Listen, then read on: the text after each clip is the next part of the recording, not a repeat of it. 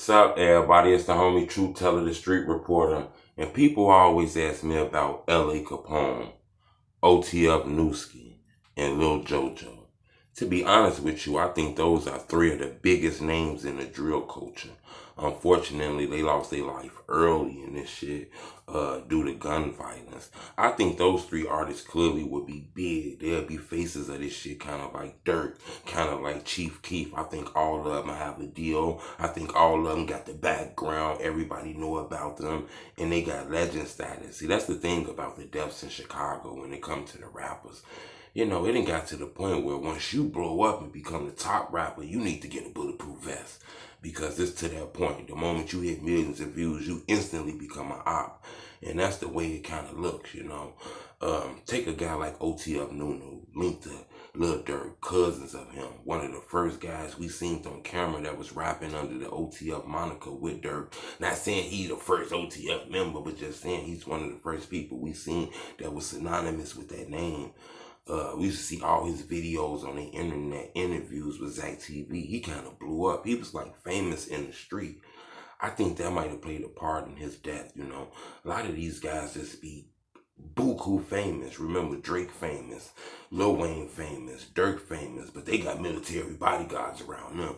A lot of these YouTube guys be famous with no security, you know. Then you take a guy like Lil JoJo, who I believe the face of the drill culture, you know, on the underground. You got Chief Keef, who was big in the industry. Then you got this guy who was big in the streets. I believe this guy will have a rap deal. I believe when you think of the drill culture, you think of JoJo. You know, his life was cut short. But if you ask me, he'll be as big as Lil Durk, because he is as big as them in the streets. You get what I'm saying? A lot of people say his death turned the city up, plenty of blickings and shit like that. Then you take a guy like LA Capone. There's people right now that still try to use LA Capone flow, but just can't do it because that flow is hard. He kind of remind me of Lil Durk a lot, to be honest with you, you know. Those guys had the harmony in their flow.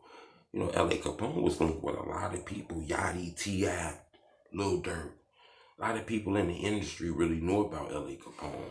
I clearly think he was going to be a superstar. I think out of all these guys, he had the flow, he had the music that can cross over to the major radio play. I think his music had that kind of harmony feel, if you ask me. I do think JoJo might be the biggest one, though, and that's not no knock on nobody. I just think the allure around JoJo, he's so mythical, mysterious, you know. It's a lot of people masquerading around as the king of drill, but I think JoJo name should be right up there on Mount Rushmore when it comes to the drill. That's why I want to ask y'all a question.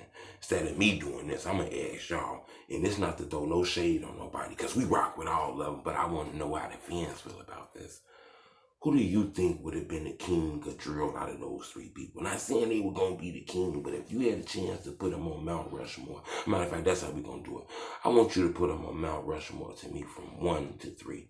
Who the number 1 drill artist? Who the number 2? Who the number 3 drill artist out of those 3 names? JoJo, LA Capone, OtfNuski. I love to know y'all order. Leave me a comment. And this is not no shade. Truth Teller just want to know how y'all feel about this. It's the homie Truth. Bleh.